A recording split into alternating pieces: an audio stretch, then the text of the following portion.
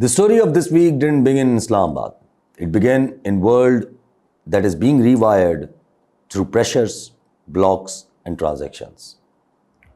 And once that pressure starts moving, it doesn't stay international, it descends.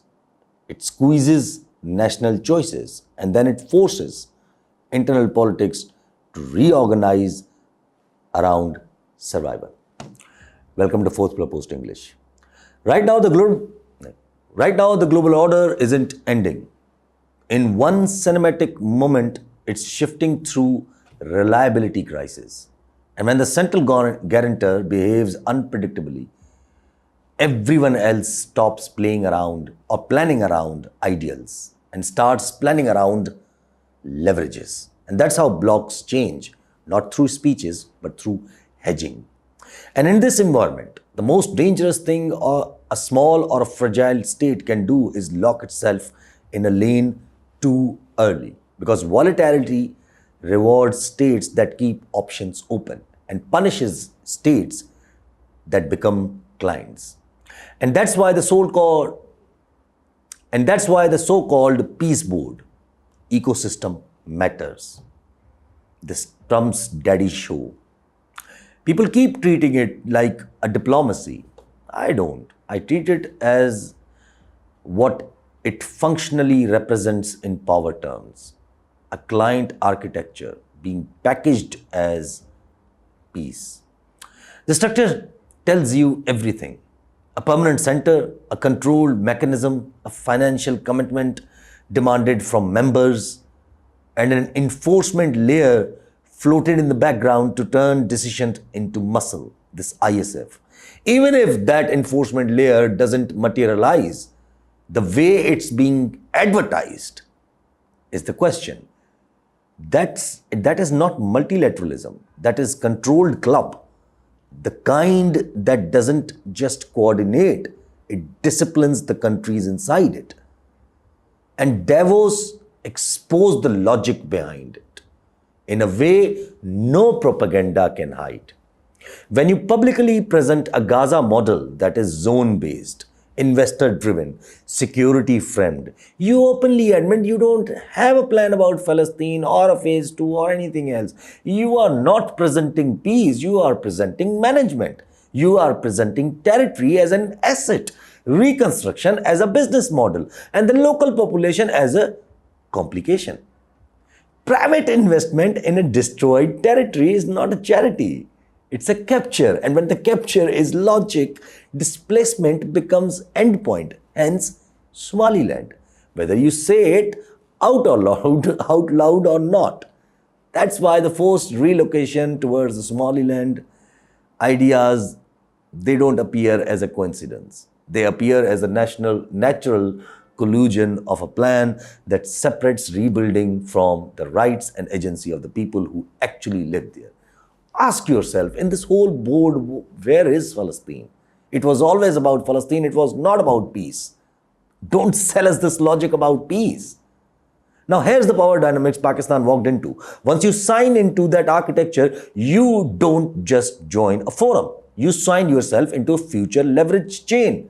Even if later you start saying, we won't be forced, we are a nuclear country, we won't participate in an enforcement of disarming the Hamas, we won't act against Hezbollah, or we won't act against Iran. That signature on that charter still matters. Because that signature is not about what you do tomorrow operationally. It's about what you just legitimized diplomatically. You become a usable later. You become pressurable later. You become part of the cover that framework needs to claim legitimacy. And that's how client ecosystem work. The cost of leaving later is designed to be higher than the cost of joining now. Now zoom out again, because this isn't happening in vacuum. This is happening in a world where blocks are shifting. And the biggest mistake Pakistan can make is reading a temporary populist, a flopped daddy show Trump phase as the new permanent world order. This is not America. This is Trump-style disruption phase. Volatile, personal, humiliating, transactional. It doesn't build stable alliances. It builds dependencies. It doesn't create order. It creates fragmentation and then sells it, or the sells itself as the only broker. That's what he has done. And the fragmentation creates openings for the other powers. That's where the world becomes multipower, and that's where the America becomes irrelevant because of one doofus, I would say. See, China thrives when vacuums open and reliability collapses.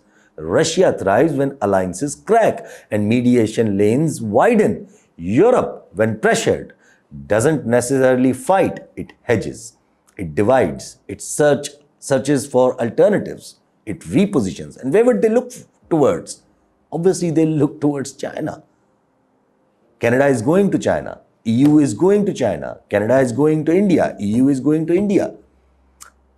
Iran sits right inside this whole recalibration as a pressure node. Sanctions, trade routes, regional defense alignments, and the security bargains all intersect around it. And Pakistan, with no buffers and no internal unity, cannot afford turning Iran into friction. Not economically, not strategically, not in terms of even border pressure. Now I want to bring in the part where we can't ignore anymore. See, India.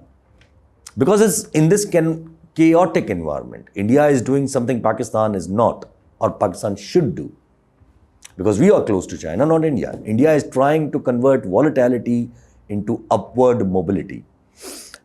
India's strategy is not panic and join. India's strategy is stall, resist, hedge, and harvest. Keep the autonomy, drag the negotiations, absorb short-term heat, avoid commitments that trap you, keep lanes open with everyone, West, Gulf, Russia, even indirect balancing. See, look at UAE making defense pact with India. That's Gulf. Russia is in good terms with India. And now, after this board joining and after this daddy show, I think China and India may come to terms too. India understands a simple truth. In a volatile order, the state that looks steady becomes valuable, not morally or strategically. See, that's why when disruption hits, India doesn't jump into someone else's clubs. India tries to become a club people need. Look at the EU looking towards India. Now look at the regional signals around India. When UAE signals defense proximity with India, I don't read it as a random bilateral headline. I read it as a Gulf hedging its future lens. Alignments are becoming modular. Everybody is building alternatives. So India gains a space in two directions at once. It looks like a stable economic partner and it looks like a useful security node. Whether you respect India's internal politics or not, the external positioning changes the balance of the region. And that's exactly why Pakistan's current posture is so damaging to us. Because Pakistan isn't playing volatility as an opportunity. Pakistan is playing volatility as a fear. India is saying, I won't be owned. Pakistan is behaving like, please don't abandon me. And once you create that contrast, the consequences cascade. If India successfully resists and stalls through this disruptive phase, it comes out stronger. Deeper Gulf axis, more Western dependency on India, EU and Canada, and more room to maneuver with China and Russia, and the larger seat in whatever alignment forms after the volatility settles. If Pakistan overcommits to a temporary client structure, this Trump, it comes out awkward, tied to a project that may not survive, while everyone else has hedged into a safer lanes. Now bring that down to the Pakistan's national problem. Pakistan is already running a fragile internal setup, economy under duress, security pressure zones active, Balochistan, KPK, along the border of Afghanistan, and the political legitimacy deficit unresolved. Look at Khan. So that means Pakistan cannot afford a blowback. It cannot afford external penalties. It cannot afford sanctions heat. It cannot afford being on the wrong side of regional alignment. So instead of a state strategy, how do I widen options? You get regime survival strategy. How do a personal person, how do I buy a cover? How do I can manage my internal structure? That's the question here. That's why the external alignment becomes regime insurance. And once the external alignment becomes regime's insurance, internal politics has to be reshaped to match it. This is where people keep getting distracted by the words like reform. When you hear talk about undoing autonomy, rewriting administrative control, reshaping Karachi's writ, and new provinces, strong mayor slogans, treat it as an internal remodeling to make Pakistan more controllable at the time when the external pressure is rising. It's not an administrative debate, it's a power relocation project. This 28th Amendment, everything. Shift leverage upward, shrink provincial resistance, create a structure where politics cannot interrupt strategic choices. That's the aim. But there is a constraint.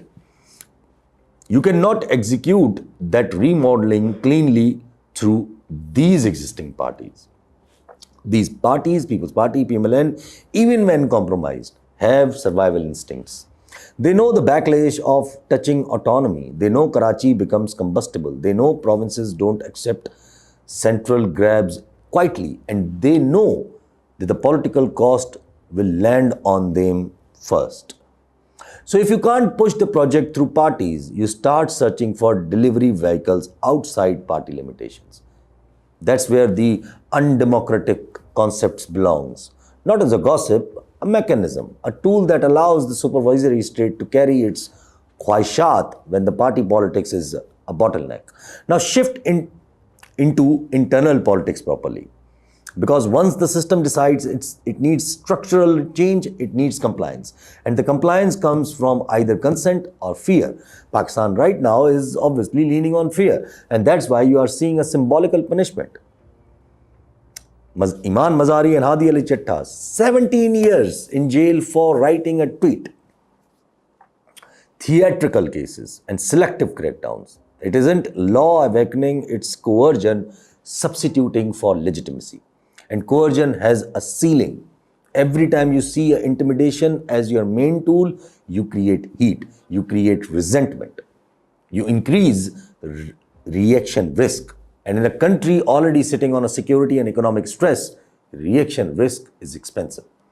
So the system has to run a second track alongside coercion, temperature management. And that's why the controlled political scaffolding starts appearing. Controlled openings, controlled appointments, controlled space for certain voices. This isn't democratization.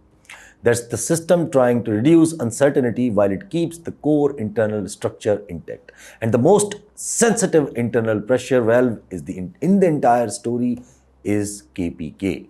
KPK is where the security operations, Afghan border politics, trade disruptions, economic stress, and the political suffocation collide at the same time. You cannot run KPK mechanically like any other pressure zone without triggering a different kind of reaction this time. The dynamics are different. The reaction potential is different. That's why engagement becomes unavoidable. That's why KPK leadership becomes a handle in the bigger power equation. That's why the system or the system cannot afford KPK turning into an uncontrolled region or a reaction engine while external volatility is rising and while India is climbing through hedging. And that brings me to the part that will determine maybe the next week. The hybrid system hates ownership. Ownership creates accountability. Accountability creates fracture. And that's why you saw the blame shifting has started already about this Gaza peace board. Credit is being pushed towards each other. Consultations, blames are being pushed towards each other. Interpretations thrown around and responsibility kept floating. But ambiguity only works in a calm environment. In a tight world order, ambiguity becomes weakness, and because crisis forces ownership. And what does the system do next? When fear rises, system produces two reactions. One is emotional, more coercion, more engineering, more symbolic punishment, more constitutional fantasies.